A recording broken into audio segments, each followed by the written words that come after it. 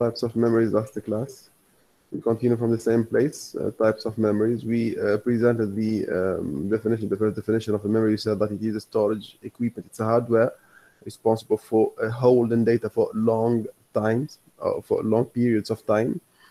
In the sense of actually, it holds the data in the shape of electromagnetic field, but for a long time. There are types, there are models of memories, starting with the actually one of the very famous memories is the random memory, which is actually a hardware utilized by computers. It is a main memory to hold data at runtime, in the sense of once a computer program is being used, or something, actually a process has been started inside the computer, there have to be a space to hold the data at runtime, which is the RAM, random only memory, to hold the data until it has been actually terminated by the user or by the computer or by the process, whatever. This type of memory, actually, it is said a volatile memory. Why? Because it loses its content once the computer has been terminated, or the software has been terminated. Whatever you open, you as a user, if you close the application or the component in between your hands, the content will be vanished from the memory, volatile. The same thing, if the computer has stopped, or the electricity suddenly has been shut down, the content also will be actually vanished from the memory, so volatile again. Another context of memories, which is the ROM, read-only memory. The ROM, the read-only memory, we presented also yesterday, last class. Actually, mainly and by default, it is utilized to hold the system, to control the peripherals, and also to control the load and the boot of the operating system. Means to start the computer, there have to be something responsible to launch the Windows 10 or Windows 7, your operating system. This thing, actually, it is a tiny it is a tiny operating system. It is said, it is nominated CMOS or BIOS. It is responsible for loading all the responsible peripherals and start up the computer, where it is available in the microchips available in the motherboard, connected to the motherboard. Altogether, they are nominated ROM. Those memories here holding this tiny operating system, nominated ROM, because they are only utilized for reading data from, not to utilize them by users to store data in. New versions today, we can actually modify the data inside, but this is the default theory behind the ROM. Actually, remember that the memory, whatever it's RAM or it's ROM or the hard disk or any other category of a memory, there are actually units to measure the data in. So whether we read only or to use in runtime only, during the runtime only, or to store for long terms, any other type of memory, there is a unit to measure the quantity of data stored, or let's say available inside the memory. Mainly we talk about bytes, is the main unit. This is the main unit. From the byte, actually, we may deduct the bit, downgrade the unit, the bit, because 8 bits is 1 byte. We saw this, we explained this. Or we can go to the upper level, 1 kilobyte, 1 megabyte. No matter 32 by 1, but from the byte we go to the kilobyte, to the megabyte, to the gigabyte, terabyte, petabyte, and so on, exabyte. Units that they stand on the byte as a basic unit. There are other kinds of memories based on the type of use, or the potential that the memory represents. We have actually synchronous dynamic RAM, in the sense of it does the thing synchronously. It reads and things are read synchronously, and they are also input and saved synchronously. Actually, in the sense of, what does mean synchronous? Serialized, in the sense of bulks of data. There are blocks of data with specific sizes. They are being submitted to the RAM in serial mode. So they have to be actually sent back after another. There is a scenario behind. but the mode it is set synchronous because of the feature that this RAM presents.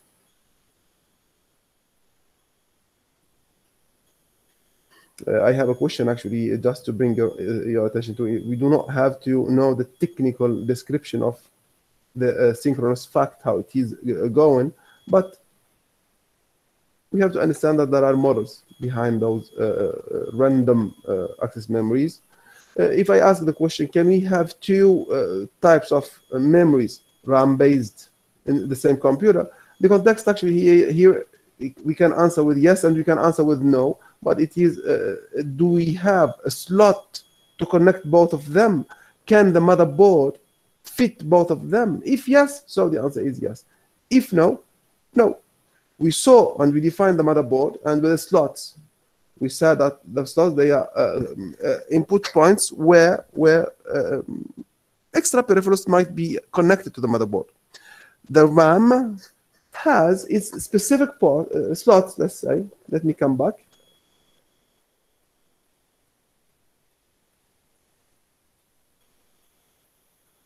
Yes. Those white, let's say, peripherals here, they are slots. They are expansion slots for the RAM. So, sorry, those are the RAM. Those are actually for a graphic card or let's say voice card or TV card. Those are the black ones. The black ones, they are also slots, but they are for the RAM, memory slots. Those slots here, we may fit as many as the number of slots. Okay. We can put, for example, as per this example here, we have 4 slots, 1, 2, 3, and 4. Okay, we can utilize in this computer 4 RAMs. Can they be actually a normal RAM and an SD RAM, static synchronous dynamic RAM? The answer is yes or no. Based on what? Based on the slots here. Are they fitting the SD RAM and the normal RAM? If yes, so yes, they can be fitting, they can be utilized in the same computer. Otherwise, no. Otherwise, what? The slots, they only fit SD RAM type. Or the slots, they only fit normal RAM type. Thus, the answer based on the slot here, or the motherboard, can it read? Is it equipped with a slot that reads the model of the RAM? If yes, so the answer is yes. Otherwise, no.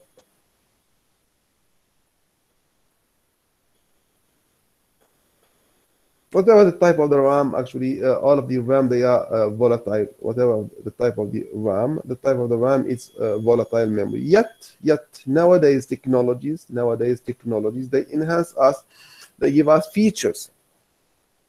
They equip us with technology that breaks the rule.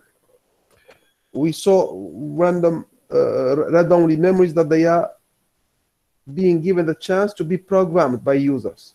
Means we can flash and we can modify the content. While the theory says that the ROM, read-only memory, is only to be utilized for reading. So this is a rule break because of the technology only. And also, programmable RAM, they are nowadays non-volatile. What does it mean? Means we can use RAM to store data and to reuse it again and again and again. We start the computer and we restart the computer again and again, and the data is still there, non-volatile. Because of what? Because of the technology only. It is on the construction, but it is actually on the research sector. It is available and it is utilized. We keep going on. This is actually how the computer sees the memory. This is how the computer sees the memory. The computer, how he sees the memory, is a group of actually locations ordered with some addresses somehow in this way to hold data and to fit the data. To fit the data means whatever the data you put. For example, you have a data that does not fit this location. The memory has to fit somehow.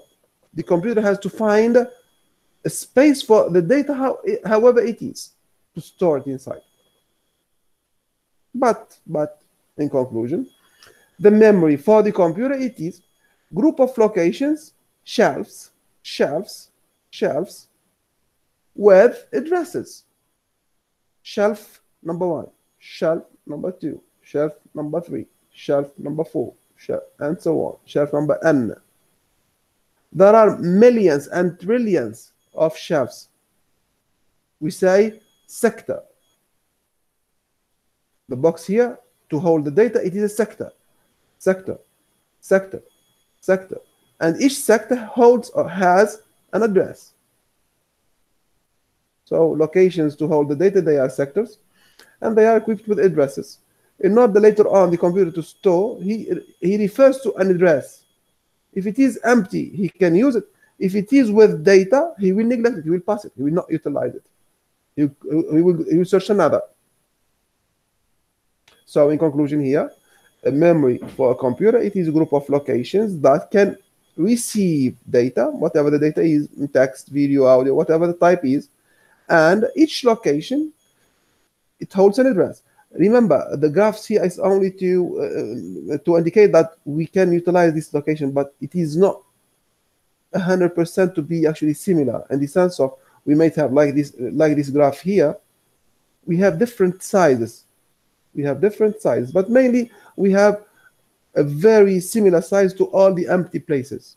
To all the empty places, we have a very similar sizes in memory. And when we talk about measurement, for example, 1 megabyte is its location. 1 kilobyte is each location. Depends on the computer architecture.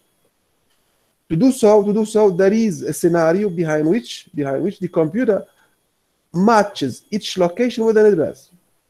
Means if today I started my computer, the computer has located the list of locations to store the data with the list of addresses.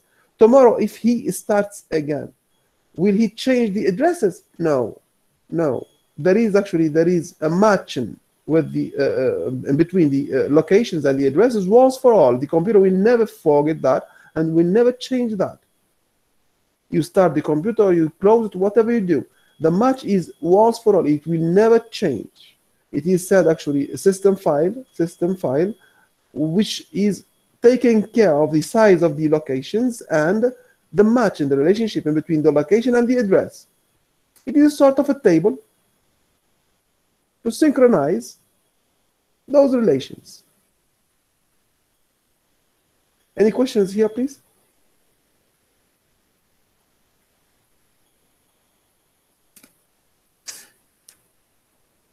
Continue. Okay. From the types of memories also, we define the cache memories last class, and we talked that there are 3 levels. Level number 1 available in between the RAM and the processor. Level 2 and 3, they are available, they are integrated to the processor, to the CPU. And we say that the three of them, they are integrated. By theory, we say that they are integrated to the CPU because they are to be utilized only by the CPU, and they are very near from the CPU to make the process much more faster. There is another kind of memory, but it is 100% integrated inside the CPU, built in to the CPU. And this type of memory, actually, it is nominated register. One memory register, plural registers.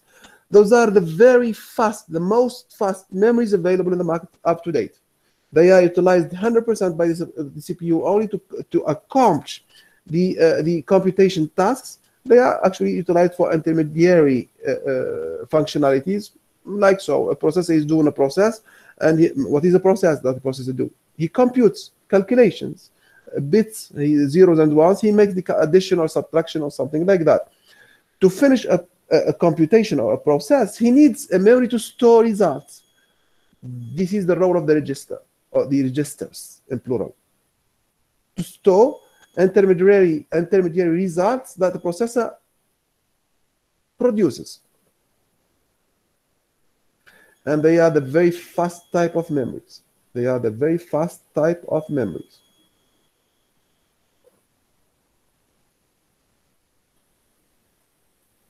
A direct definition to the WAM memories, it is a non-volatile group of, let's say, hardware equipped to store data, and they are actually once for all permanently, let's say, equipped from the manufacturing date until the death of the device. This is the theory. Remember that we said that the ROM, we can program it up today means we can modify it. We can modify the content of the ROM. We can flash the memory. What does it mean? Mean we can change the data inside.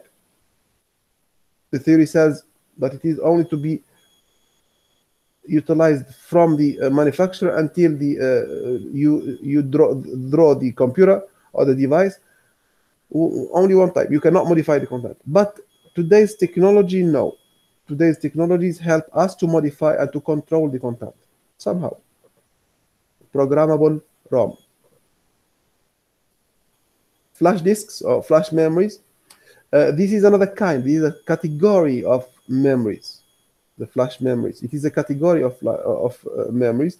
Actually, the content can be flashed manually, in the sense of we can flash the content manually. You can erase, you can modify, we can add. The very good example, actually, you talk about the flash disk, the USB drives.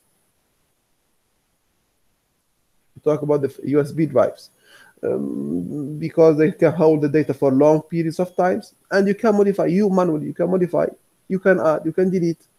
You can do all whatever you do. So the flash 100% guaranteed, and the role of storing also it is guaranteed. It means if you store data in a USB drive, you can utilize it again and again without any constraint. It means if you go home, you'll find the data. You come here to university, you find the data. You go to another country, you find the same data. It will not modify.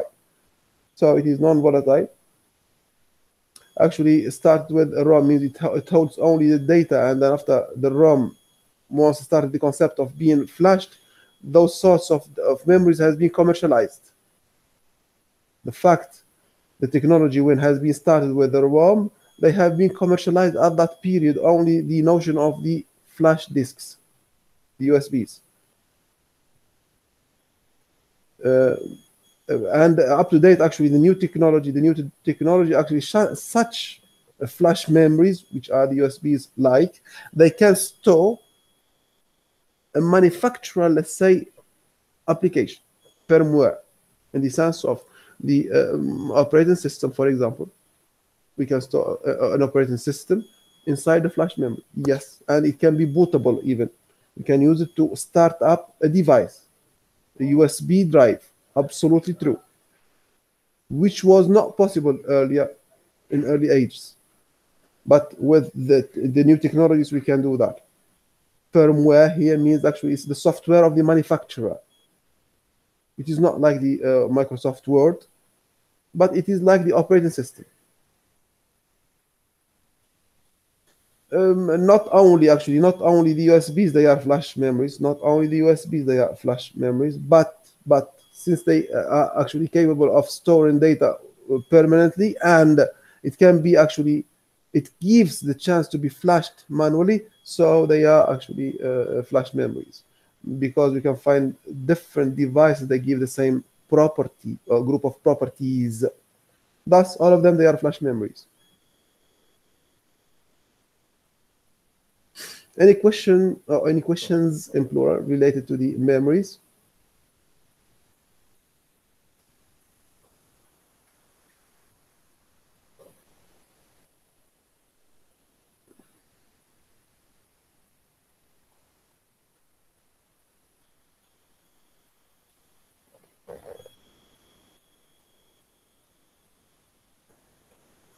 Okay, we continue. Every and each single device, since it is equipped with a CPU, actually there is a lot. Remember that the capabilities to finalize a computation,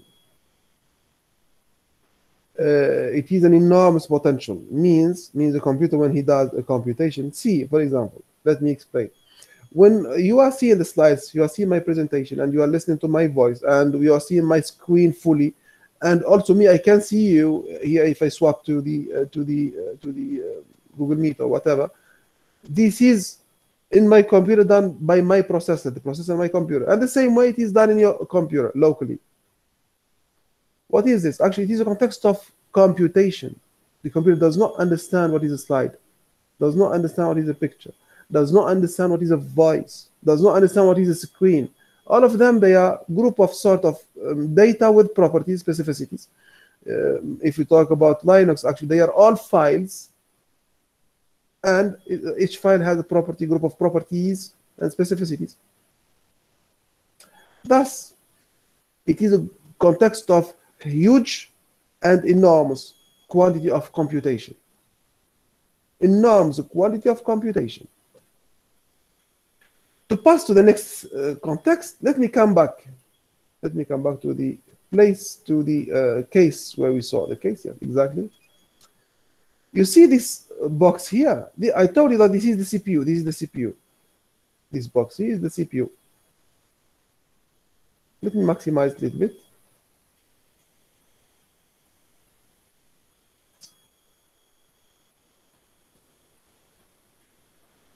Yes. See the shape. See the shape here. See the shape. It holds some barrels or some bars on top, and this is a fan. This is a fan on top. This is a fan on top. A fan on top of the CPU. Cools the CPU. Why? Why it is available there? Why? Because the CPU, it is a chip. It is a sort of chip done or created, built using silicon, something like silicon. See, this is CPU. It is a tiny. It is similar to, actually, it is 2 millimeters of width, let's say. It is very small, tiny, but it gets hot because of the enormous number of computation. The electricity is going in, out, in, out, in, out, in, out. It's an enormous number of computations, enormous quantity. It gets hot. It might melt. It might melt because of the number of computations, because of the electricity in, out electricity. The current is going in, out with an enormous number of times per second. So to keep the CPU in a good state and will not melt and will continue working for years, we have to cool this CPU.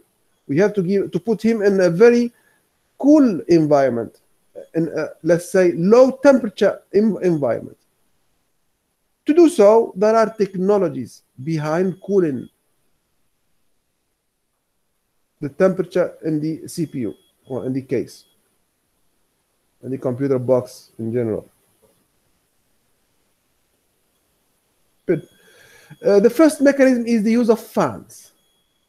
Yes, we use a fan to cool something, like the fan in the CPU or the fan in the power supply. There are two very good examples, and they are very famous. A fan, yeah, it can reduce the temperature remarkably, absolutely. Heat sinks. The bars we saw, the bars I shown you, the bars I shown you. Where it is? Yes, here it is. The bars in between the fan and the CPU, those bars available here, they are heat sinks. They are also utilized to dissipate the temperature that the CPU is producing. Yes, heat sinks, they are bars, utilized components, they are hardware used to dissipate the heat. Yeah, means they are going to dissipate, to, let's say, eliminate, or let's say send away the heat from the component. In the example of the CPU, to send it out, and to give the fan an easy way to cool the CPU, to reduce the heat. Good. Other technologies, they are not actually the unique. Those are very famous and they are very successful in reducing the heat. Yet there are other mechanisms. Actually, we use special and specific liquids to cool devices, and we cannot draw or just blow the water or the liquid directly to the component. No, we have to use specific systems. We have to use actually tubes to help in cooling using liquids, specific tubes. See the graph here. those black, sorry, those blue wires here, they are cooling, liquid cooling equipment. Let's say immersion cooling, in the sense of we equip a hardware that has, let's say, computation tasks, and he gets hot frequently with an integrated cooling device. So we talk about immersion cooling. So a hardware is going to be actually equipped with an integrated cooling solution, mainly using a liquid also, because it is built in. It cannot be a fan. So the best solution actually, it would be actually a liquid-based cooling device. Stands, actually, they are devices to give spaces in between the hot device, or the device that causes hot, and actually to give him space to make the air move, because the air is another way. The fans, they are only an air generators, so we need the air. So the stands, they are another type of cooling devices. There are actually new technologies still under construction. The ion pump, using ions actually contact to contact, side to side, but they cause cooling. Still they are under construction. They are not commercialized yet, but they are actually a prominent research to happen if commercialized. This is the type of a stand actually we can utilize to separate a laptop from the ground, as per an example. It uses a fan. It's a built-in fan to make the air move in out. Liquid equipment, they are tubes to be passing across and nearby the peripherals that they cause heat. Surface to be covered with a layer of liquid. Surface to be covered with a layer of liquid, and the liquid is to be maintained with either tubes or, let's say, covers or something. It will not be drawn direct to the device, but liquid is a good solution also.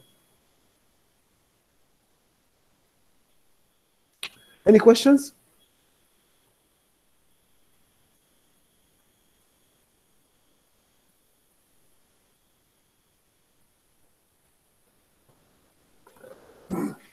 We said that the motherboard hold slots to help internal peripherals and external peripherals being connected to the motherboard, and then thus connected to the computer. Okay, what are the expansion? The expansion is actually the extra device we need to connect them. Means, for example, we have a RAM in the computer, and the computer cannot run without a RAM. The computer cannot run without a RAM. What does it mean? Means the computer comes to you whenever you buy it with an integrated RAM, equipped already with a RAM. Okay, but my computer after 1 year gets slow. I need to do a very big number of tasks very quickly. What should I do? Amongst the solutions, but you add extra space in RAM. So you add another RAM, or another 2 RAMs, or another 3 RAMs, based on the slots you have. Where you are going to connect them? An expansion slot. So you are going to connect the extra, let's say, RAM in an expansion slot.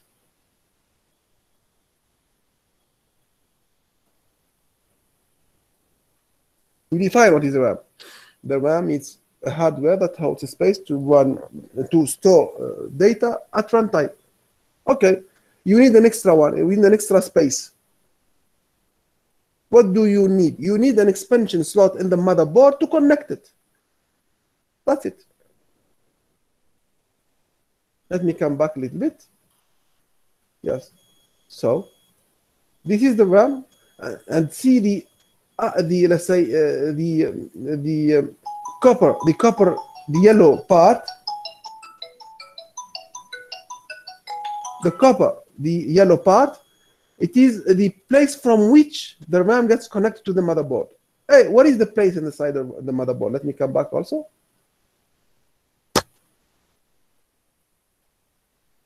Yeah, The slots here, the black lines, they are slots. Those are said expansion slots. Why? Because they are empty and ready for you to use them once needed. Expansion slots. Well, they are empty and ready for you to use immediately. You just connect, just push in, it will be connected. Expansion slots. The RAM itself, it is an expansion card because you are adding an extra. You are not using it as a mandatory one. The first one is not an expansion. The first one that you buy integrate inside the computer is not an expansion card. But the one you add, you buy separately and you add it, it is an expansion card because you need an extra functionality. You need an extra functionality. And there are specific, actually, expansion cards dedicated to specific functionalities, like the work on notebooks, because notebooks, they are not like laptops, they are not like desktops. They need specific cards dedicated to specific functionalities. Yeah. But in all cases, since you add an extra, it is an expansion, and it has an extra functionality to give, an extra functionality, another functionality to give. Examples of expansion cards. USB itself, the USB, the flash disk, is an expansion card because it is a memory. Yeah, communicating data between peripherals inside the computer needs connectors. We talk about buses. We talk about buses to send the data from the CPU to the motherboard. So we need to pass the data from the CPU through a channel to the motherboard. Actually, we talk about the front side bus, because it is the connector immediately coming from the CPU to the motherboard and vice versa, from a motherboard to the CPU. This is a type of, it's a wire, group of wires in plural. If we are transmitting data, we talk about data bus. Let me come back. Let me just go further. But before that, remember, usually we talk about actually an expansion bus. If you are just adding an extra functionality, expansion. Otherwise, we talk about a functionality-based bus. Expansion bus, if you are adding functionality. For example, you are adding a fan to cool extra data. We need an expansion electrical bus, electricity bus, to give the fan the electricity, the power. So it's an expansion because it's an extra functionality. Otherwise, it is a functionality-based bus. Data bus. We see now the examples now.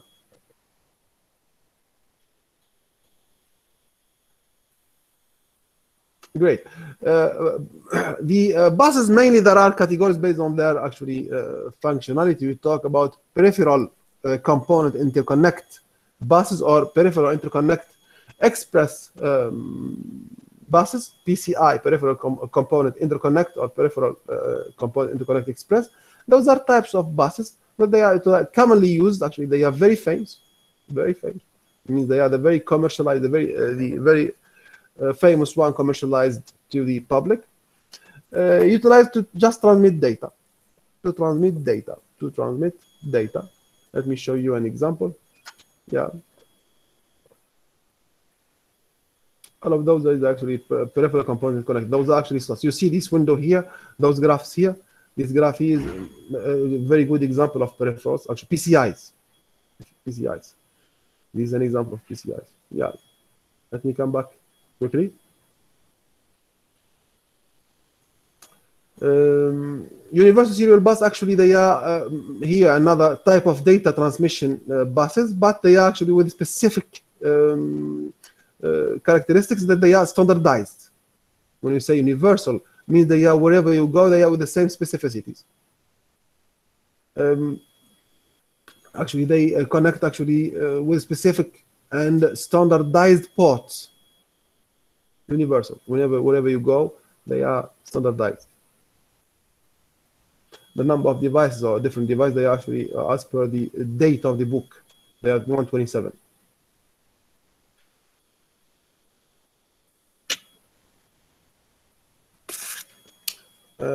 Let me just go on. Ports and connectors. Still, like we talk about the buses to transmit data or to move the data from a device to another. And we talked about the slots, and the slots, they are 100% integrated and linked to the motherboard. We talk about ports also. What are the ports? The USB, for example. Let me talk about the flash disk, the USB drive. Can you connect it to the motherboard directly? No, absolutely no. But you can connect it to the front of the case or to the back of the case. Using what? Using a port, USB port. So the ports, they are also interconnection, let's say, peripherals, yet external to the case. They are linked from they are actually available at the external part of the case, either from back or from front. Ports, we talk about ports. So they are peripherals. They are peripherals to help in connecting extra peripherals to the computer. We can connect the TV to the computer. Absolutely, we can. Using what? Using HDMI, high definition multimedia interface. Can we connect an extra hard disk to store more data inside the computer? Yes, absolutely. What is the best technology? The eSATA, to connect an extra hard disk. So ports here, they are peripherals to help us connect extra peripherals, but from external, from the external body of the case. Can we connect an extra desktop, let's say a screen? Yes, absolutely. Can you connect a Proxima? Yes, using the VGA. Ports and connectors. Ports and connectors. Graph representing the ports and the connectors, different types. This is the VGA, USB, HDMI, RJ45, fish jack. All of them, they are used to make data transmission. Yes, they are actually, since they are from the external side of the case, so the device, they are portable and you can take them from a part to another. We can just move them from here to there. We can connect actually very smart equipment like the smartphones. Yes, absolutely. They are helping in doing so. They actually basically not only they are very famous when talking about the USB context, HDMI, because those are the very fast kinds of ports. Whenever we talk about a port, so there is a data to be transmitted either in or out. So there have to be actually a celerity, a speed. Those are the very famous because of the success in doing so.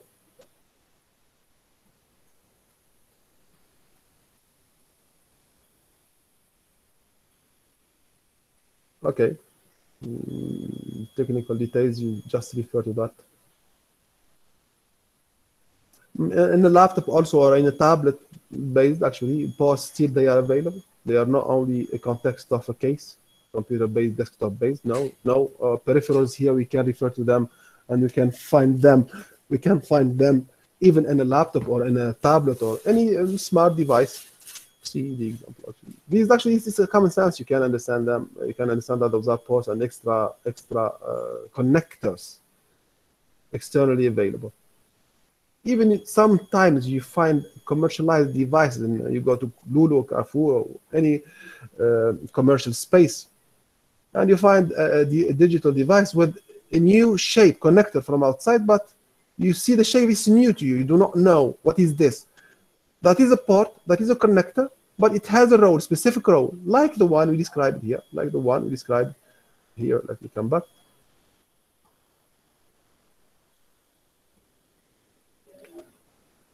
I was seeing it actually, just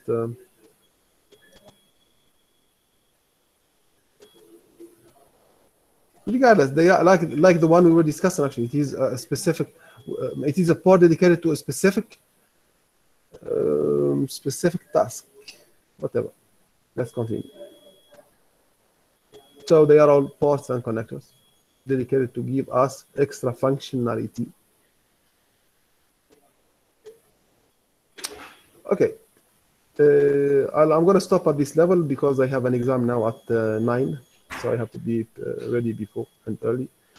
You have any questions, please? Can you just raise any questions regarding what we saw today or even earlier? Remember that the midterm is on the I sent you an invitation to upon the calendar, so I believe that you received the invitation. Please admit and receive and accept the invitation. Please do. You are not interactive enough.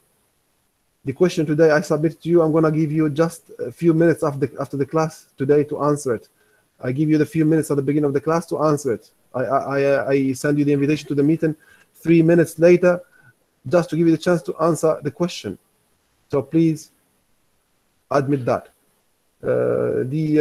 Starting by the calendar, please admit, come back. I sent you an email after the class last time with an invitation to the midterm. Accept that, please. I have to receive the acceptance from all of you. I have to receive the acceptance from all of you.